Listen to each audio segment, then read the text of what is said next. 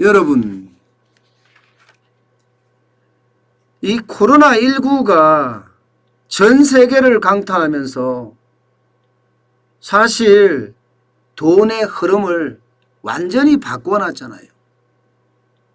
지금까지 돈의 흐름 이러면요, 근면성실하게 열심히 일하는 사람들은 은행에 저축하고 예금하고 적금 드는 것, 이것을 어떻게 생각하면 미덕으로 알았습니다. 미덕으로. 그런데 코로나19가 터지면서 전 세계가 돈 뿌리기에 나섰습니다. 예. 그 돈 뿌리기의 일환이 금리를 인하하는 거예요. 금리를 미국 시장만 하더라도 0%예요. 기준금리가. 시장금리는 많이 올라갔어요. 지금 시장금리는 굉장히 많이 올라갔습니다. 국고채 금리가 1.6%까지 올라갔으니까 굉장히 많이 올라갔죠. 국고채 금리가. 그러면 대출금리는 2%가 넘어설 겁니다. 예. 대한민국도 마찬가지예요. 기준금리가 0.5%예요. 물론 여기도 시장금리가 많이 올라갔습니다만 어쨌든 돈을 많이 풀었어요. 대출금리가 싸니까. 지금은 올라가서 조금 올라가서 그렇다고 하지만 상대적으로 코로나19 이전보다는 아직은 싸요. 그러니 많은 사람들이 돈 빌려서 주식에 B2, 빚내 투자하고 돈 빌려서 부동산에 영혼까지 끌어모아서 부동산에 투자를 했어요. 부동산에. 왜냐하면 보세요. 저축성 수신금리 2021년 1월 0.87%예요. 저축을 해봤자 이자가 1%대도 안 돼. 1%대도. 그러니 많은 돈 가진 사람들이 돈을 이동시켰습니다. 어디로? 주식시장으로. 부동산으로. 옛날에는 여러분 자산가들이 또 근면성실하게 열심히 일하는 사람들이 주식시장 안 기웃거립니다. 주식시장 자체를 투기판으로 알기 때문에 내가 주식시장에 들어가서 뭐해? 이런 생각을 진짜 많이 한단 말입니다. 그래서 주식시장은 아예 멀리하거든요. 그런데 저도 여러분들에게 말씀드렸지만 작년 3월 19일만 하더라도 주식시장이 얼마였습니까? 1547.67이었습니다. 그야말로 최저치로 떨어졌죠. 그때부터 많은 사람들이 저도 주식을 사는 게 좋겠다고 말씀을 드렸었습니다. 대세 상승기가 올 테니까. 실제 많은 이들이 주식을 샀어요. 그때 말입니다. 쉽게 말하면 예금 적금을 중도 해지시켜서 주식 사기에 정신이 없었어요. 여러분 보세요. 작년 10월 말하고 2019년 10월 말하고 비교를 해보면 여러분도 알다시피 건수나 금액이 예금 적금을 해지한 중도 해지한 금액이 엄청납니다. 2019년 10월 말 55조 9,544억 원이었습니다. 2019년도 사실 어려웠거든요. 자영업자들이 너무 어려웠어요. 문재인 정부의 경제 실패로. 그런데 2020년 10월에는 60조가 넘습니다. 60조 4,620억 원이에요. 건수도 2019년 10월 말에는 488만 3,660건이었습니다만은 2020년에는 512만 5,574건입니다. 그러니 돈의 무서운 이동은 어떻게 됐다?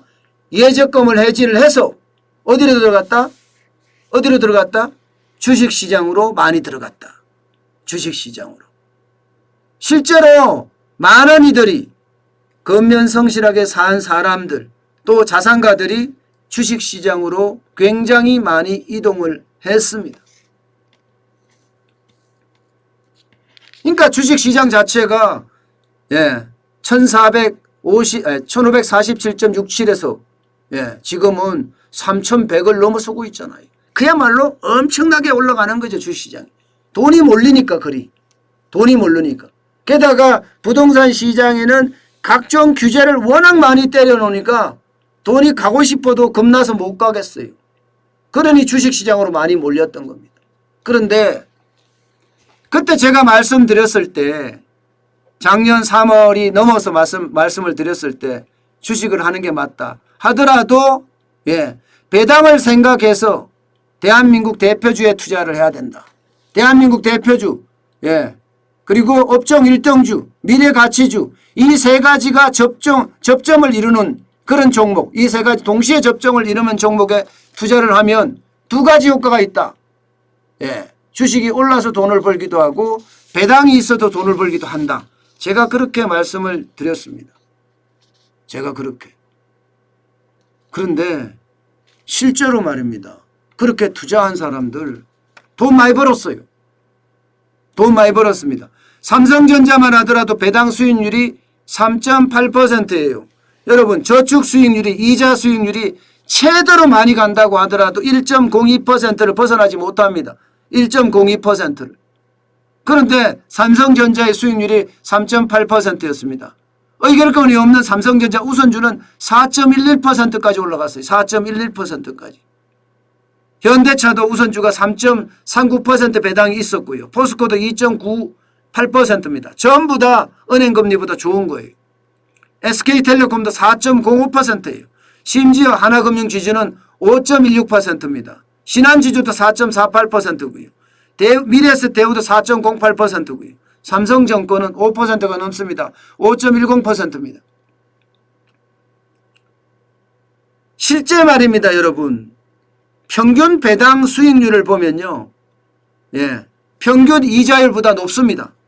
평균 배당 수익률은 1.48%입니다. 이자율은 1.02%인데 그거보다 높다는 이야기잖아요. 이게 여러분 실제 지표로도 다 드러나거든요. 배당 소득세, 이자 소득세를 보면 완전히 드러납니다. 배당 소득세나 이자 소득세는 똑같이 14%입니다. 여기에 지방세까지 포함하면 15.4%예요. 지난해 기준으로 봤을 때 배당 소득세가 3조 2122억 원. 3조 2112억 원. 12억 원입니다. 근데 이자 소득세는 2조 6189억 원이에요. 6천억가량 많습니다. 이거는 분명히 은행 저축에서 주식으로 이동된 그 결과라고 할 수 있겠죠. 그 결과라고. 분명히 그렇습니다. 그만큼 돈을 가진 사람들, 부자들 아니면 돈을 보관하고 돈을 보존하고 싶은 사람들은 전부 다 예적금에서 많은 사람들이 주식시장으로 옮겼다. 이렇게 얘기할 수 있을 겁니다. 여러분 여기에서 가장 중요한 덕목이 하나 있습니다. 요즘은 주식시장에 주린이는 투자하면 안 됩니다. 주식 어린이는 절대 주식시장에 투자하면 안 됩니다. 업종 1등주라 대한민국 대표주 미래가치주 다 합쳐진다고 하더라도 하면 안 돼요. 지금은 언제 거품이 꺼질지 모르기 때문에. 거기다가 이상한 잡주에 투자하지 마세요. 이상한 잡주에. 절대요. 자산가들 돈 가지고 있는 사람들은 이상한 잡주에 투자하지 않습니다. 괜히 다른 주식 리딩방에 들어가서 듣고 혹해서 투자하는 사람들이 있는데 절대로 하지 마세요. 그것은 패가 망신하는 지름길입니다. 중요한 것은요. 돈의 무서운 이동은 있었고 또 거기서 나름대로 실적도 냈다. 이렇게 말씀드릴 수가 있을 것 같습니다. 제가 말씀드린 대로 많은 분들이 그렇게 하셨다는 증거죠.